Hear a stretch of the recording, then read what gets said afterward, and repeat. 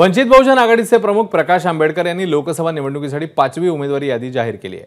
यावेळी वंचितने 25 उमेदवार जाहीर केले होते। आजच्या यादीतनं वंचितने आणखी 10 उमेदवार जाहीर केले। धाराशिवमधून भाऊसाहेब आंधळकर यांना उमेदवारी देण्यात आली आहे। मनसे प्रमुख राज ठाकरेंच्या महायुतीला पाठिंबा देण्याच्या निर्णयानंतर उत्तर मुंबईतून वंचितकडनं उत्तर भारतीय उमेदवार देण्यात आलाय। वंचितचे हे नेमके उमेदवार कोण आहेत? 5वी यादी जाहीर झाली आहे। धाराशिव भाऊसाहेब आंधळकर, दक्षिण मध्य मुंबई अबुल हसल खान, उत्तर मुंबई बीना रामकुबेर सिंग, उत्तर पश्चिम मुंबई संजीव कुलकोरी, पालघरमध्ये विजया म्हात्रेंना तिकीट देण्यात आले। तर भिवंडीत निलेश सांबरे हे उमेदवार असतील वंचितचे। रायगडमध्ये कुमुदिनी चव्हाण यांना उमेदवारी देण्यात आली। तर दिंडोरीतून गुलाब बर्डे हे वंचितकडून मैदानात आहेत।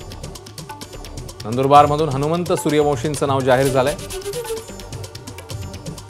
तर जळगावमधून प्रफुल्ल लोढा हे वंचितकडून निवडणुकीच्या रिंगणात आहेत।